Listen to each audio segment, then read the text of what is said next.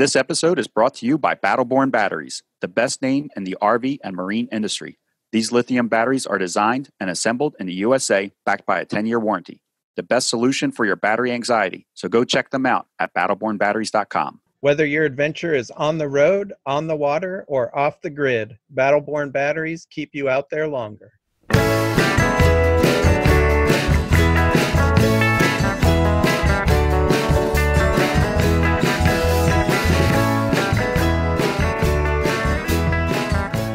You are listening to Beyond the Wheel, a podcast about the people and ideas that drive the RV community forward.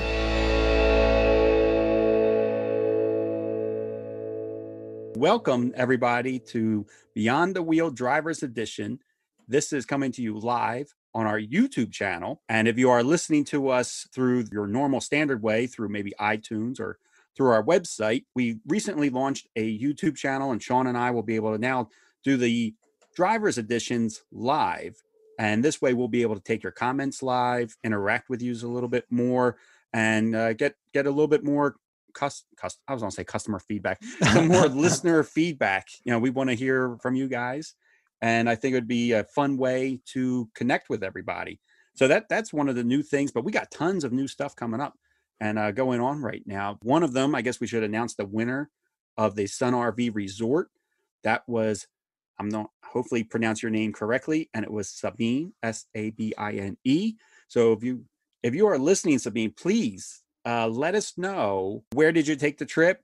We'd like to hear a little bit of feedback from your trip if you're okay with that, and then maybe we could share it with the audience of what you thought about Sun RV, and curious of which resort you're going to choose from, and hear a little bit about your vacation with them. So yeah, it would be really cool to find out which one that they end up going to, just to check it out ourselves, you know? Yeah, exactly. Yeah, I actually enjoy listening and hearing and learning more about different campgrounds. You know, Sabrina and I are always on the move, so I do like to know where people are, what campgrounds they've enjoyed. Sabrina and I were actually thinking about talking about our top 5 campgrounds that we've stayed in the last 3 years. And it's actually difficult to narrow down. You know, I'm sure you and Julie would have a difficult time narrowing down your top 5 as well. There's been so many great RV resorts that we've been to. I think we both have our number one pretty easily, right? Yeah, my number one is Fort Wilderness. Yeah.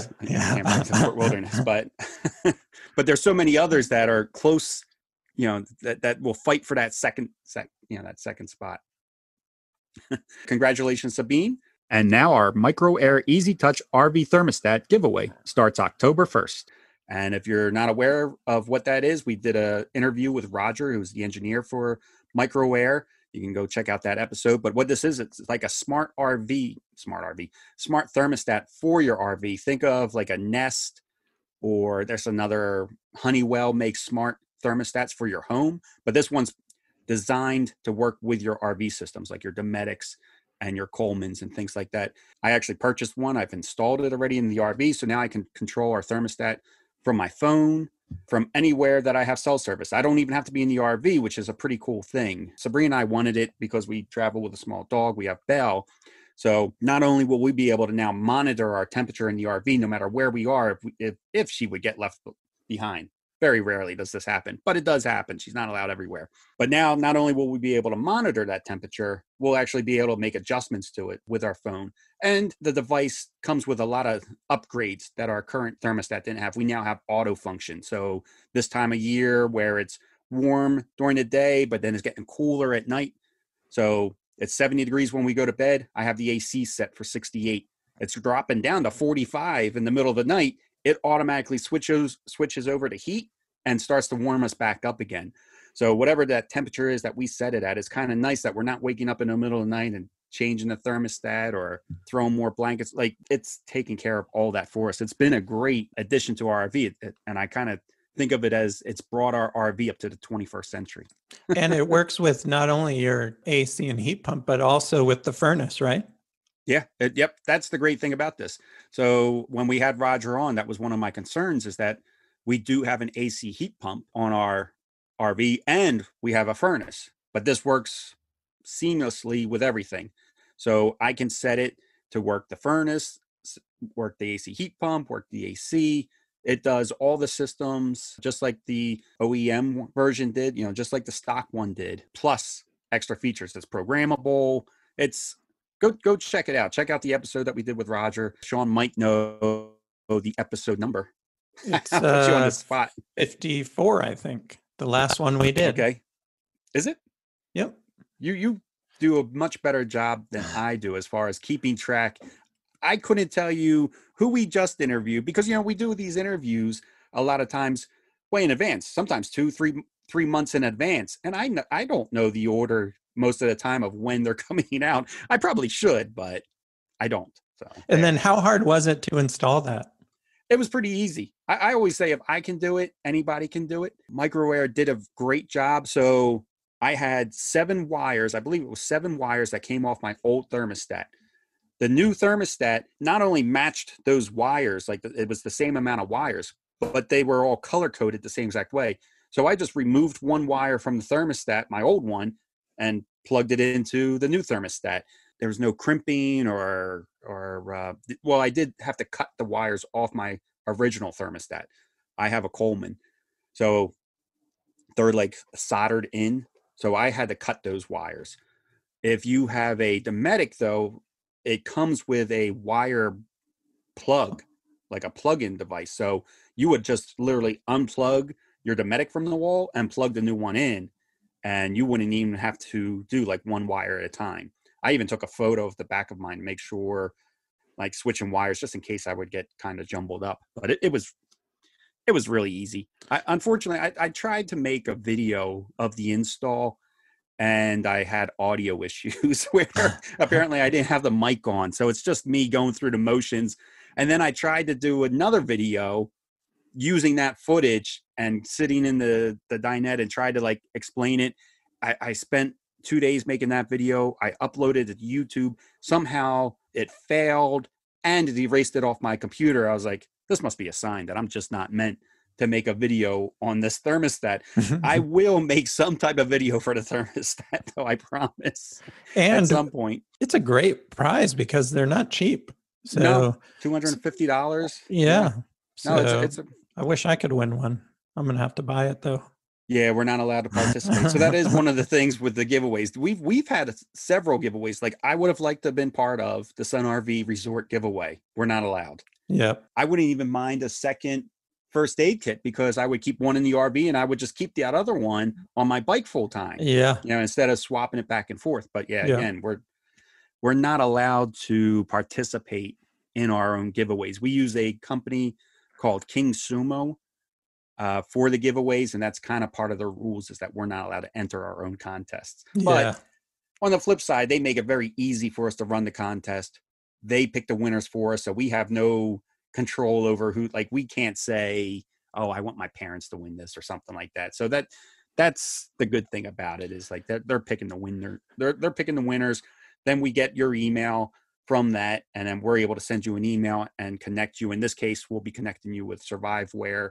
And then Surviveware mails you the prize directly. It doesn't come to us first, and then we mail it to you. So we don't get you don't have to give us your address or anything like that. But well, I guess it's important to say we get the emails.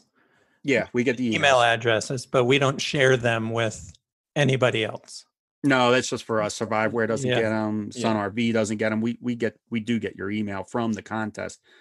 But you know what I was just going to say is you don't have to give us our address. But if you do win the prize and you want to share your address not only with Surviveware, but with us too, when Surviveware mails you the first aid kit, I'll mail you, or Sean will mail you a Beyond the Wheel sticker. We got Beyond the Wheel sticker. So if you win, we'll mail you, we'll throw in a free sticker too. How do you like that? And then just an update on our website. We were down for a little bit last week, and I apologize for that. It was my fault. I completely broke it.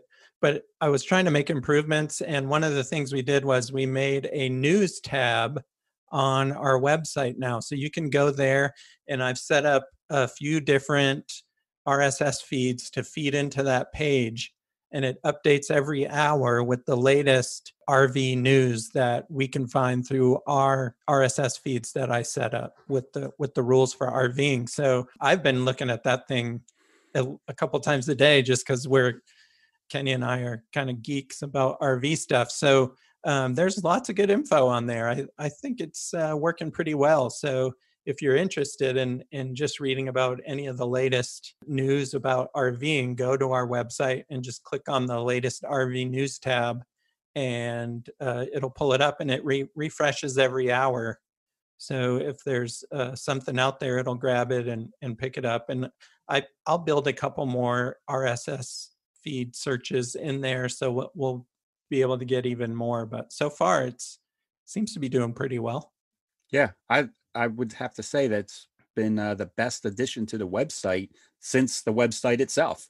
Because like you just said, I'm on there every day checking our website now because of that news feed. I like that it updates every hour. So what's it share? About 10 to 15 news articles. Yeah, I can't at remember a what I have time. it set to, but yeah. Yeah. And then every hour you're getting a fresh one. So it's been pretty cool. And recently there's been a lot in the news because RVing right now is just, I mean, exploding in every sense of the word. The campgrounds, the industry, manufacturing, everything. So it is a great addition to the website.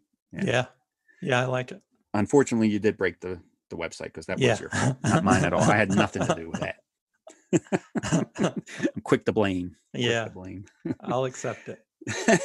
Speaking of news, let's get into the news a little bit. And most of these are, if not all of them, are from our website, from that news tab. I think one of the ones that really caught my eye, and I would have never thought about this, was that the Canadian snowbirds, as of right now, will not be allowed to come down into the United States and stay at the campgrounds this year because of the ban. The travel ban. They won't be allowed. And I was amazed by the amount of snowbirds that come from Canada. When I think of snowbirding, because I'm from Philadelphia, I always think of, snowbirds as people going from New York, Pennsylvania to Florida. Yeah. That's what pops up in my, I would have never thought snowbirds from Canada. It's just not in my wheelhouse there. But it said that it's affecting 50 to 200,000 Canadians. Yeah. And there's this association called the Canadian Snowbird Association. They represent the 50 to 200,000 snowbirds that come down every year. And they just put out a news release yesterday that the 23rd of September, I should say, that Canada and the United States agreed to extend the land border crossing restriction until, right now it's until October 21st. But then, they're going to probably renegotiate that at some point before October 21st. And we'll see what that date gets extended to. But right now it's through October 21st through the land crossing, but the Canadians can fly down. So if they have property here or a house that they rent or something, they can fly down and stay, but they can't bring their RV across the border right now. I was not aware about that. I was not aware about the flying. I didn't realize the restriction was just for the RV. That's interesting. Yeah. Also, this Canadian Snowbird Association, for the people that do come down through flying and whenever they let RVs back through, they work with a travel insurance partner called Medipac, and they actually offer travel medical insurance coverage, which covers COVID-19. So I guess with the regular Canadian insurance, when you come to the US, maybe you don't get that COVID-19 coverage. Yeah, I would doubt it. Yeah. I'm not sure how that works, but at least with this way, you'll have some coverage. I feel like they must have hustled to get that coverage put into the documentation and everything. That's really cool that they were able to get that done so quickly. So I'm wondering, Kenny, if people are holding on to their reservations in hopes that after October 21st, they'll be able to come down, or if they've already given up those reservations, because if people that are already in the US are looking to go to some of these prime locations, maybe if the snowbirds cancel, other people may be able to snag those up when it's usually pretty difficult to get reservations now in some of these prime locations. Yeah, I would imagine that they haven't canceled yet. They're probably, it's a month away. Typically, you're allowed 48 hours, I think, without penalty for most campgrounds anyway. So I would imagine that they're holding out and waiting to see what happens. I know as a potential solution, So here in the United States, we have NRVIA. In Canada, they have the CCRVC. They're working on a potential solution. So the people that it's affecting, a lot of them are full timers. So it's not even like they have a home to go to. They live in their RV full time. Up in Canada, it's not an issue. The weather's fine. But Canada gets extremely cold, and their campgrounds are not open full time or all throughout the year. They're just seasonal sites. They only have a 6-month window probably that they're open. So these RVers that are full time in their RV, it's not even like they have the option to go to a campground because a large percentage of the campgrounds are closing. So the CCRVC is working with the hotels in Canada and allowing RVers to stay at the hotels and working out monthly rates that will save them. That's pretty good. Yeah, well, I thought that was pretty nice. I guess they'll have to winterize their RV, stay in a hotel, but at least, they're working on some type of deals where they can get monthly rates at hotels that typically would not offer, long-term stays or anything like that.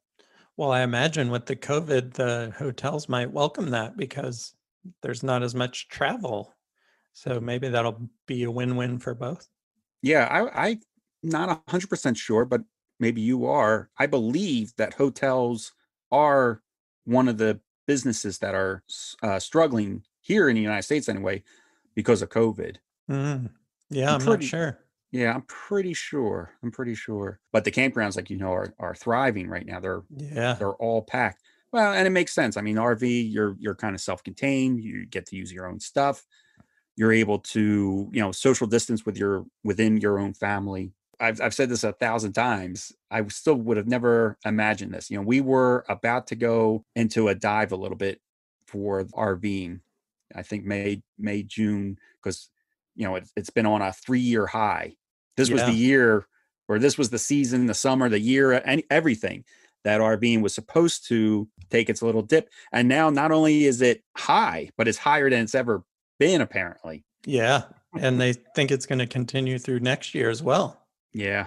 Yeah. So those campgrounds are going to get crowded. And we're going to talk more about those in a minute, actually. Some of the problems with establishing new campgrounds. But I did want to go back to this Canadian Snowbird Association. They did put out some good advice to people that are traveling in an RV. Just 3 things that they say: if you need gas, pay at the pump instead of going inside. If you need food, use a drive-through. And if you need to use a rest area, put on your mask and be mindful of physical distancing and good hygiene practices. So good advice to follow, whether you're a snowbird or just a regular RVer. And just traveling. Yeah. Yeah, I'll pull away from a gas station now if I can't pay at the pump. I guess that does still happen nowadays. I guess not all places are either cashless or they just don't have that service out at the pump. But yeah, you're right. I would avoid going into the store as much as possible. I'm a nervous Nelly, though. I think the next thing we got up is, Living Vehicle has unveiled a new luxury travel trailer. Keep that in mind. Travel trailer RV with a convertible home office as a option. So they can build you a home office to be in this travel trailer. It comes with 3. I have a hard time saying this without cracking a smile, Sean. I guess because I just don't have this kind of money, but it comes with 3 different models, and the starting price is $229,000.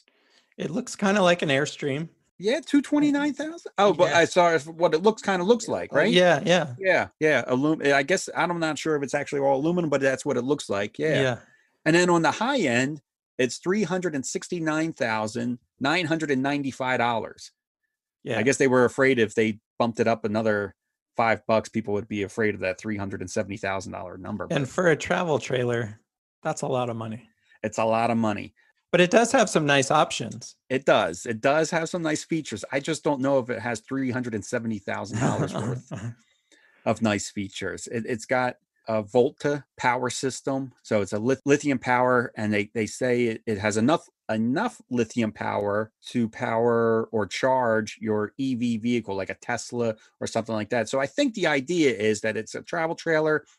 Maybe when the new what is the Cybertruck? Yeah. Maybe when the new Cybertruck comes out, so you could have an all-electric Cybertruck, pulling your all-electric travel trailer, and then when you arrive somewhere, the trailer would recharge the truck overnight. So in theory and everything, it is a cool idea. I just don't know if it's, although if you got the money for the Cybertruck, I guess you got money for $370,000. And it even has a charging station built in. So like you can just, plug right into your trailer right there. Nothing additional needed. They'll build it for the plug that you need. And I think it said, how much power is on that thing? Enough to go, it's a while, but it also has plenty of solar on it as well. So you'll never need to, in theory, you would never need to plug in anywhere. No, I don't think so. I wouldn't think that you would need to. You know what, Sean? I don't have I thought I had the number, but I don't have the total power number. But they did have a very cool solar setup that I've never seen before. So up on the roof is, your typical panels all along. But on top of those panels are another set of panels. Yeah. And those panels actually, when you park, slide out. Yeah. So it's almost like a shade as well. Yep. Because it comes out over the RV a little bit. Yeah. So it's like an awning of solar panels. So it actually doubles your amount of space that you can put panels on. I thought that was a really clever idea, how these panels just slide. I wonder if that's power, or if you got to go up there. I would imagine, I guess it's on some type of power device. I would hope so for 300,000. Yeah. So maybe, what, the more we talk about it, maybe that number isn't just, maybe that number isn't as ridiculous. So I do have notes down here, Sean. You're right about the Airstream. It is made, so the exterior is all aluminum with stainless steel components, and it says no. I also have written down that there's no wood, so that might mean for the inside too that they're using all stainless steel construction, and it is very modern looking. Of course, like inside, it's a very nice looking RV. It's got a great looking layout. It's very modern. It's very up to date. It's it is cool. And supposedly it's 4-season, a true 4-season. Yeah, which I guess, that's still something that we don't see everywhere. Not all RVs are really meant to be 4-season. And then I did read somewhere, though, that they're only going to make 25 a year. Oh, I didn't see that. Or something like that. Maybe that's part of the cost because they do some customization of it for you. See, that makes sense too then. But it's only I also read that there's only 2 interior colors available for this first edition, is what they're calling it. Before this article, have you ever heard of Living Vehicle before, Sean? No. Because travel trailers and fifth wheels better than I do. No, I had never heard of them before. So maybe they're a very young company. Yeah. Although just because we've never heard of them doesn't mean that, I suppose. But, we're always surprised. From the podcast, we're always surprised when we talk to companies. Some companies have been around a lot longer than we expected, and some companies are a lot younger than we expected. So it's a pretty interesting travel trailer. I would love to see inside of one at some point. And speaking of that, looking inside of one, we've been participating, or I guess attending, some virtual RV shows over the last couple of weeks.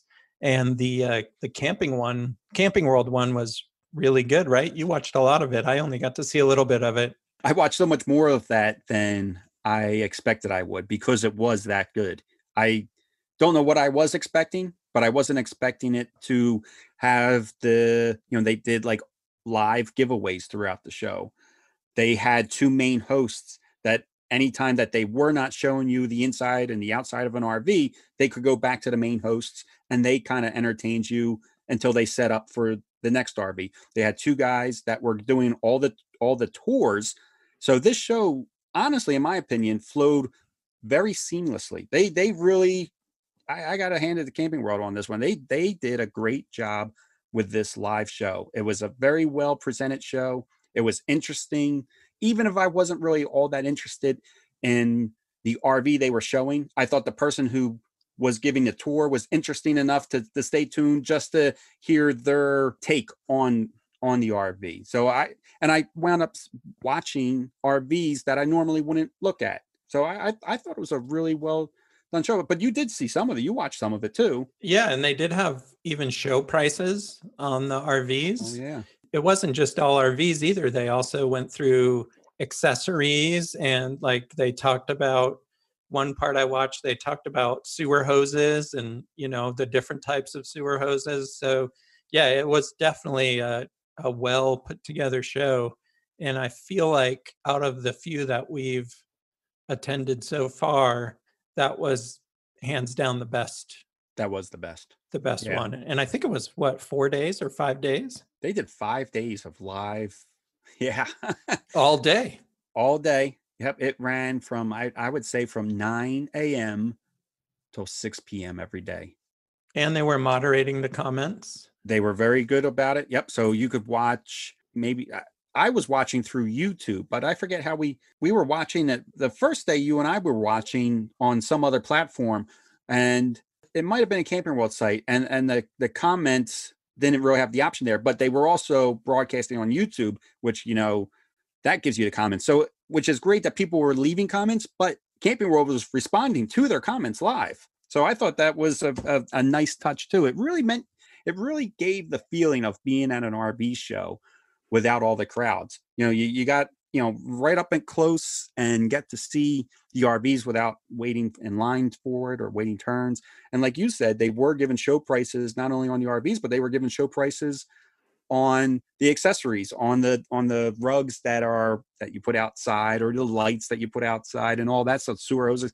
So I thought it was kind of neat that they were doing the show prices for people from home. You didn't even have to drive. You didn't waste any gas. You didn't have to pay for the campground or nothing. They brought the entire show to you. And I thought that was a great success, and something that even if they wouldn't need to do that anymore, once all of this calms down with the pandemic, I hope that's something that they continue to do.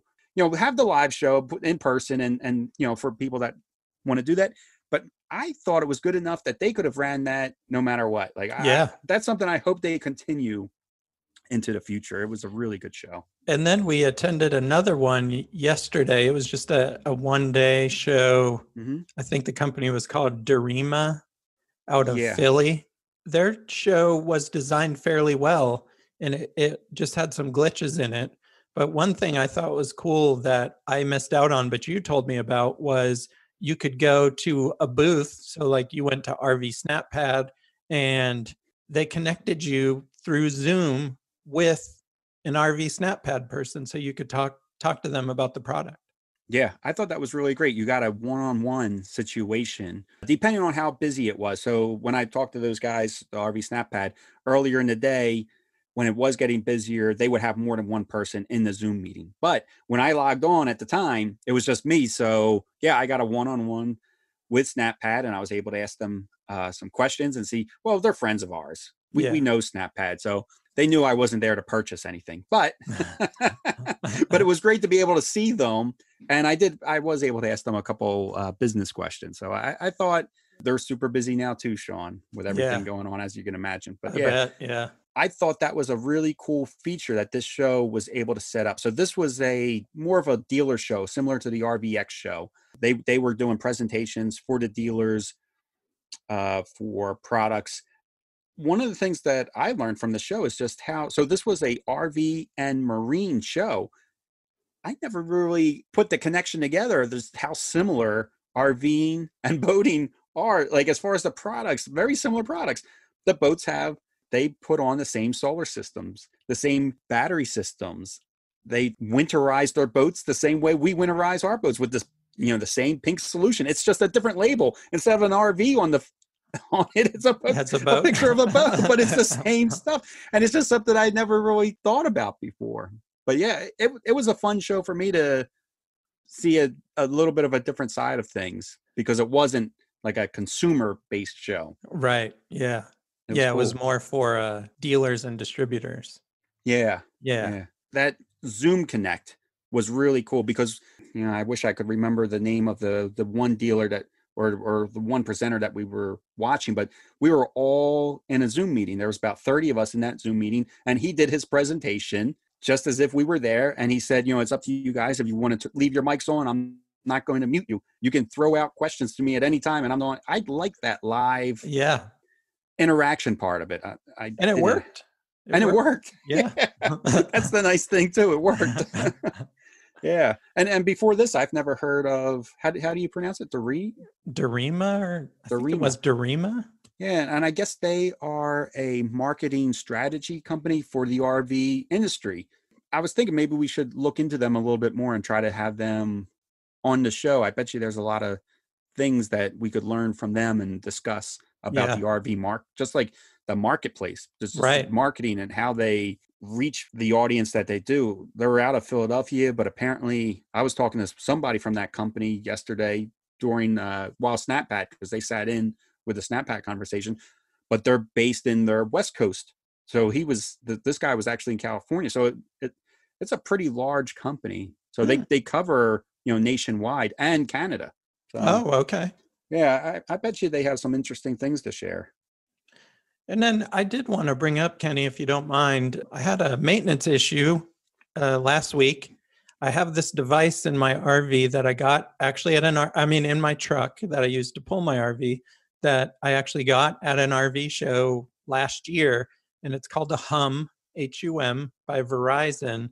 And it goes into that ODB2 or whatever that plug is that you plug things into to like turn off errors and stuff, and you just leave it in there, and it acts as a hotspot for your vehicle, but it also monitors all your systems.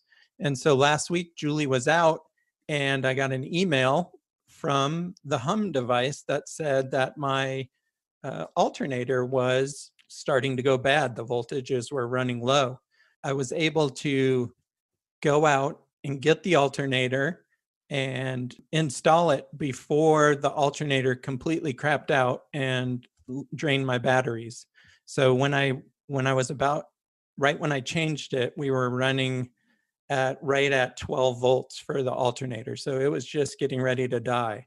So I thought that, I love that device because it's done that thing. And then I had a couple of other just codes that come up, and it reads the code. One of them was my transmission controller was going out.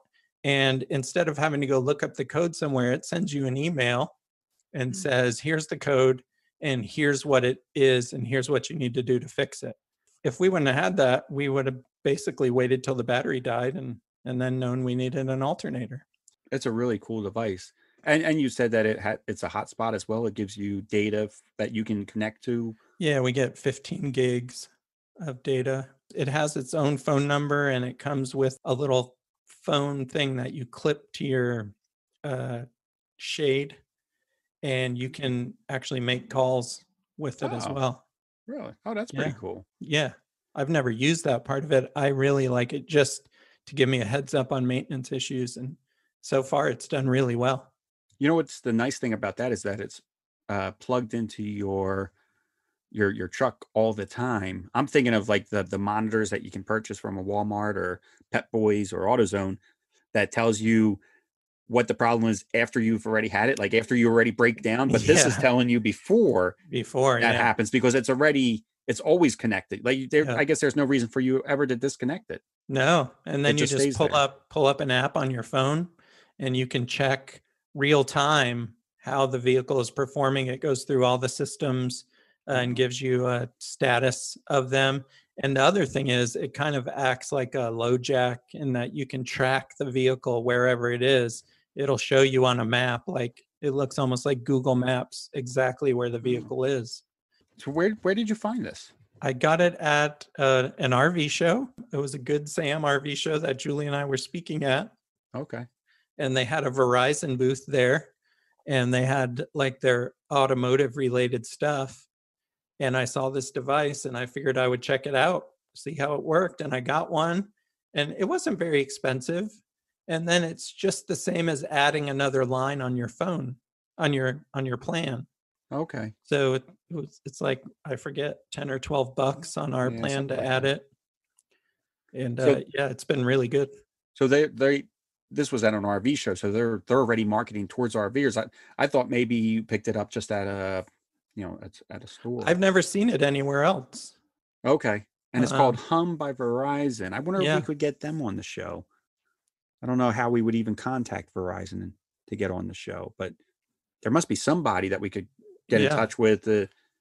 Maybe somebody that we know that knows somebody from Verizon. But yeah, because of the hotspot part of it too, like the hotspot plus it's monitoring your vehicle. I think that's a really nice combination for RVers. Yeah. Okay.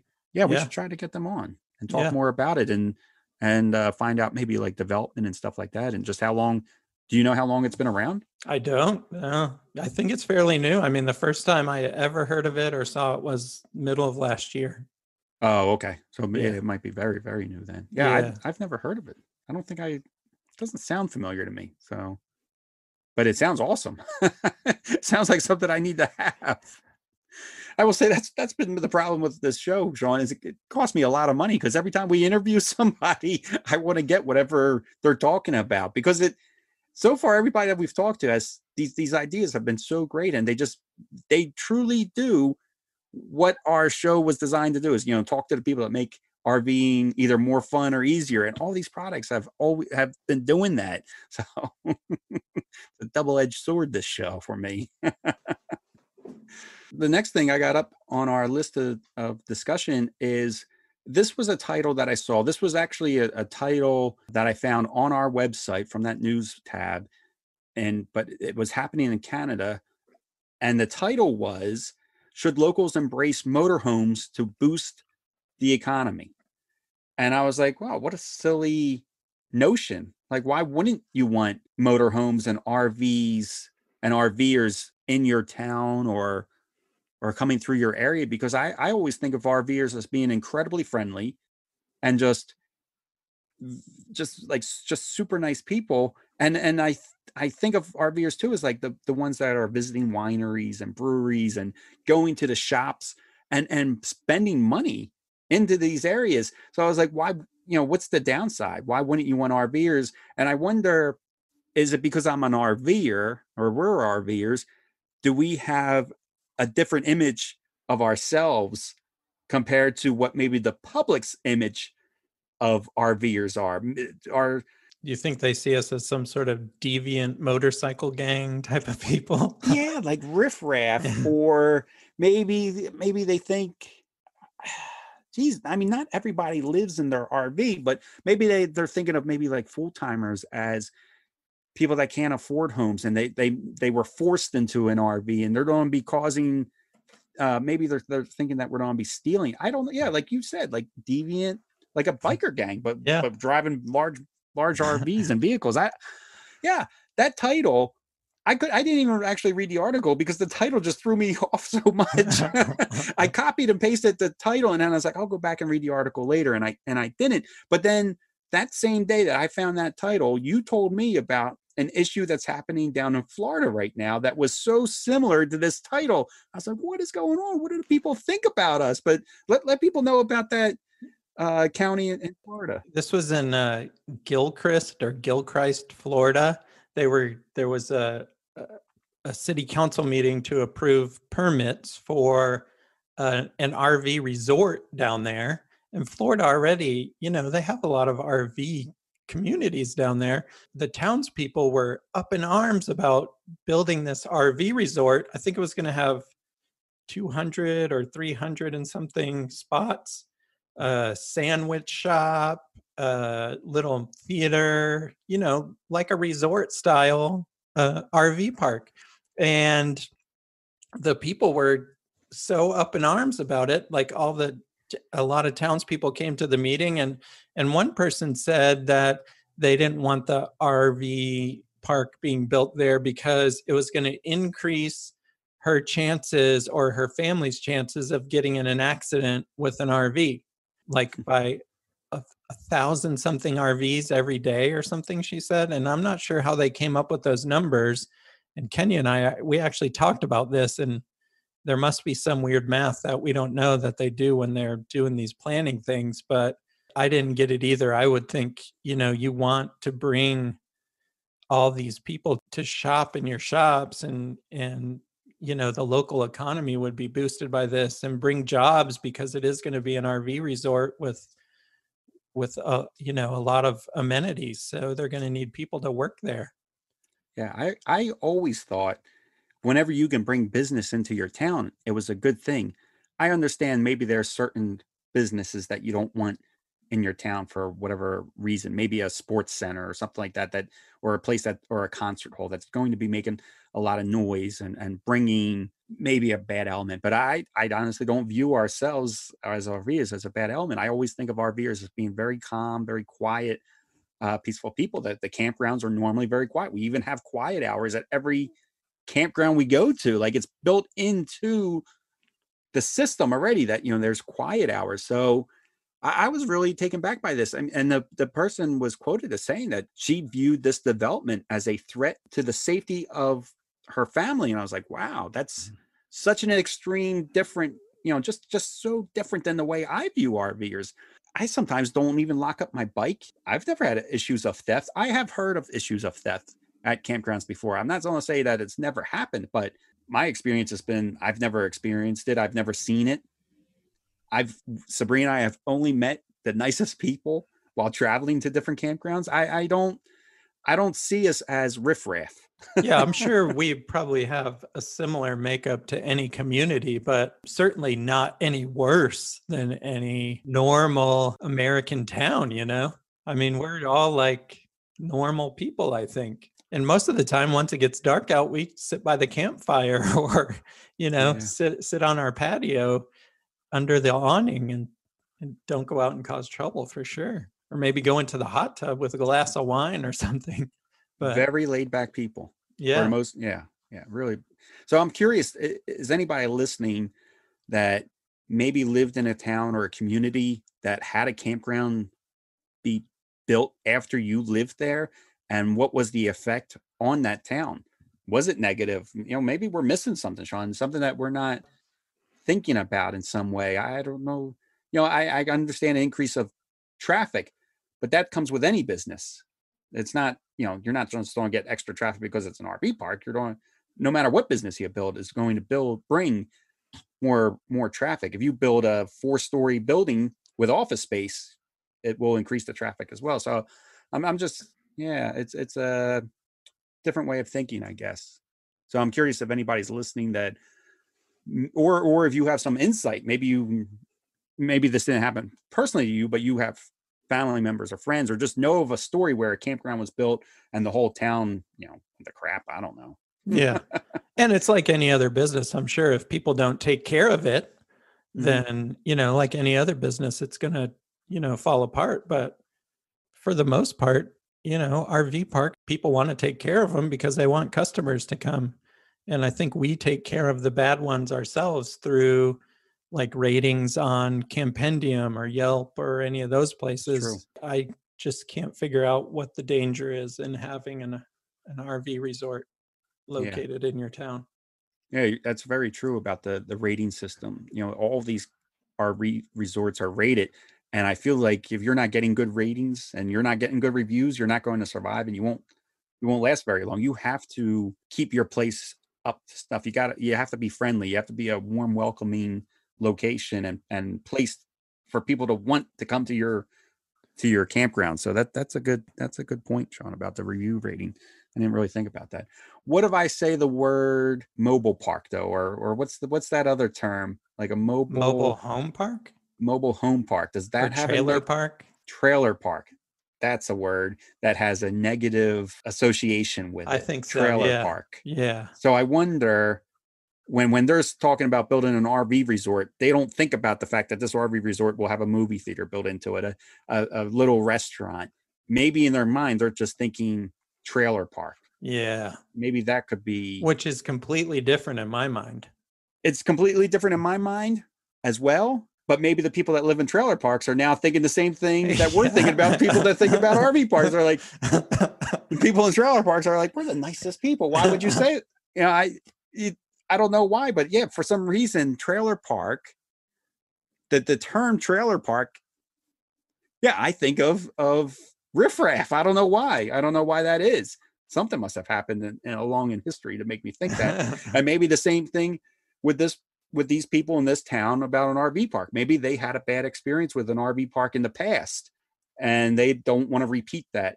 I'm hoping a listener can chime in and leave us a comment and let us know, what are we missing, I guess. And then we already discussed that next time we talk to any campground owners on the show, we're going to ask them this question about what were the difficulties and what are the difficulties now, like from the townspeople from having an RV park there.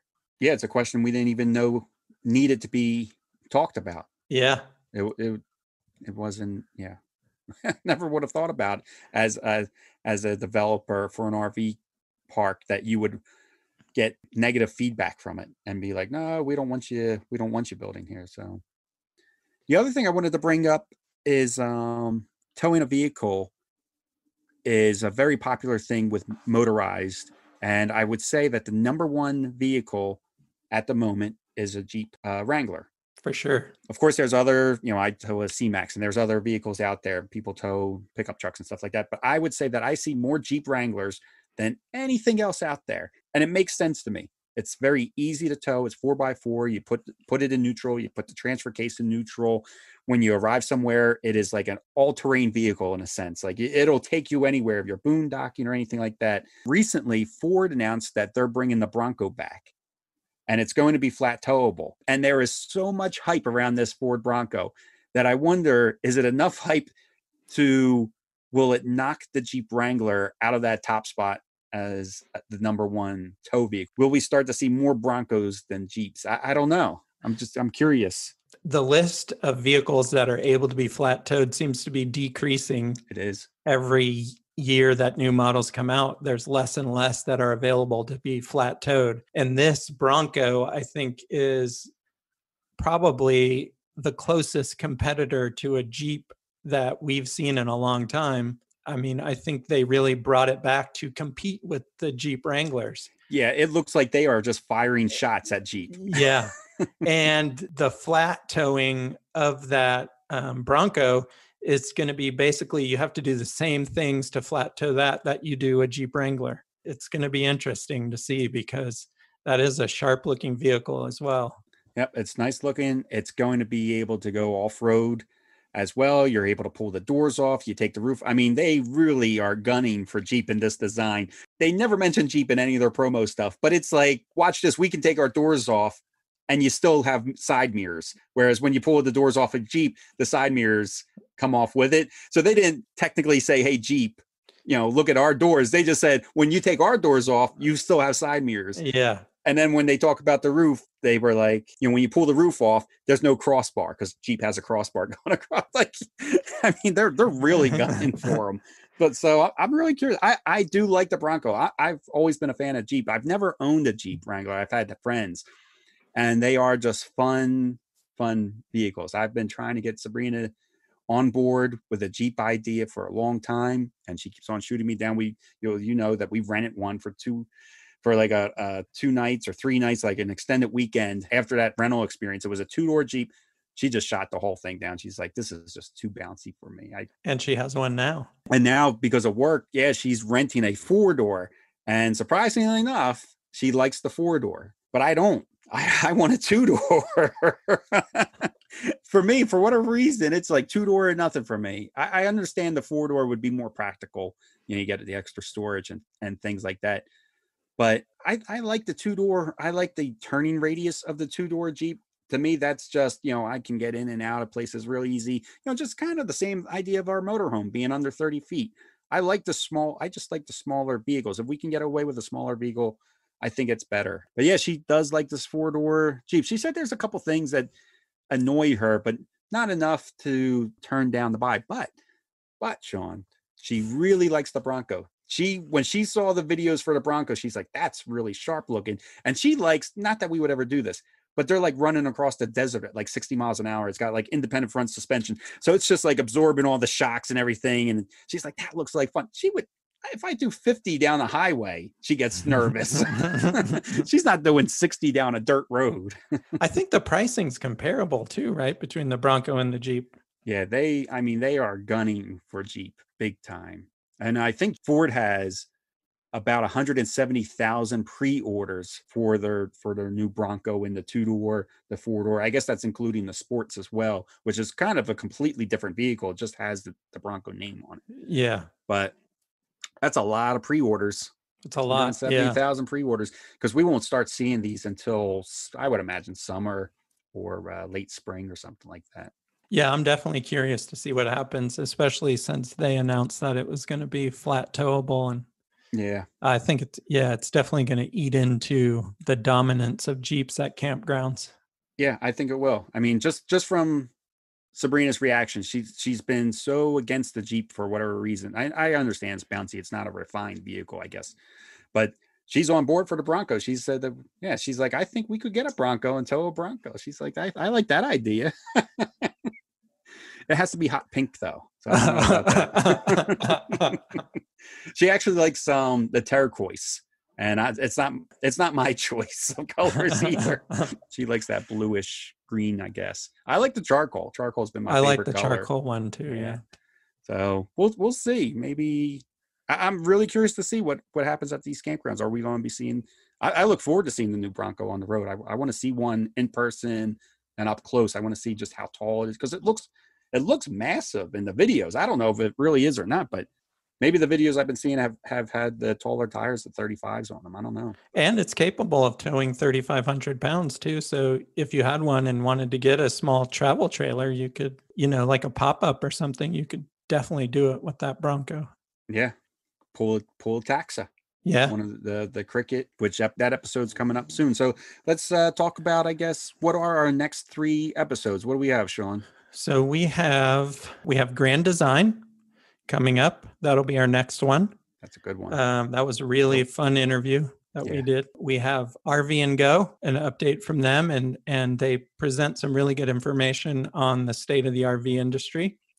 And then also the last one will be Taxa Outdoors, which Kenny and I had never really didn't know anything about them. Didn't really know much about it, and very interesting interview. Yeah, the CEO and owner actually met with us to talk about it. So yeah, from inside a Cricket, from inside one of his RVs. Yeah, well, habitats. They don't call them RVs, but yeah, he talked to us from inside the Cricket. And who knew, like, NASA and RVing would kind of go together. Yeah.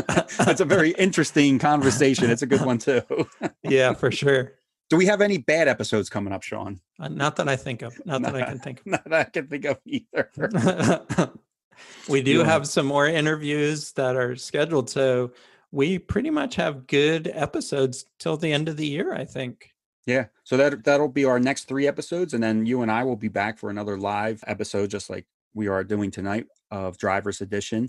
And if you're listening to the show right now, either on YouTube Live or on the replay on the podcast, let us know down in the comments of who you would like us to try to get on the show. Who are some people? Because Sean and I, we don't mind picking out who we want to talk to, but we want to bring you guests that you are interested in. Maybe you own an Airstream and you would like to talk to somebody from Airstream or find out more about Airstream. Which we have had that request, and we're just, we have? Yeah, for Bob Wheeler. Bob Wheeler from Airstream. But that's a tough one to work on. And then we had another request for another company that I'm still trying to get in touch with. It's just been difficult for me to touch base with this person. But yeah, let us know. And we've definitely got people on before based on listener recommendations. And I think that the Alliance RV was a listener recommended one. And that was a really interesting episode for us as well. So yeah, let us know who it is you want us to get on. So I would say the most challenging part for us to get who you want on the show is that we don't always have a direct contact to the person. We don't always know who do we need to go to. It's not like you can just go to some of these companies and say, hey, we want to have your CEO on our show. Surprisingly enough, it does work out a lot of times like that, but it takes us a little bit of time to figure out who is it that we need to contact to be able to get in touch with the CEO to then have them ask to be on to the show. So it takes us a little time. So if you have made a request and you haven't seen, like Sean saying, that somebody made a request and you're still working on how to get that person on the show, yeah, it doesn't mean that we've given up on you. It just takes a little time for us to get, because we do like to be interviewing the top people. Like, when we have Taxa on, he's the CEO, he's the founder and CEO of the company. We try to get as high up in the company as possible. Grand Design, we had the director of marketing. Yeah. So RV and Go, we had the owner and CEO. Yeah. We'd Yeah. like to talk to them because they know a lot of the history. I mean, they pretty much wrote the history on their own company. So that's what we're interested in. We want to know, what did it take for them to build their companies to the point that they're at, and then where are they going in the future, and the challenges, along the way. So Yeah. send us your requests and be patient with us. Yeah. Plus, we do have a backlog. So like Sean said, we have episodes all the way up to December. So if you give us a request now, it won't be till the new year anyway, no matter what. So be patient with us when it comes to your guest requests. For sure. So I guess it's time to wrap it up. I think we covered everything we wanted to cover in this episode, and we really want to thank our sponsor, Battleborn Batteries. All right, everybody. Well, thanks for watching or listening, and we'll see you again real soon, 2 weeks with another episode, and safe travels out there. All right, everybody. Take care. This episode is brought to you by Battleborn Batteries, the best name in the RV and marine industry. These lithium batteries are designed and assembled in the USA, backed by a 10-year warranty. The best solution for your battery anxiety. So go check them out at battlebornbatteries.com.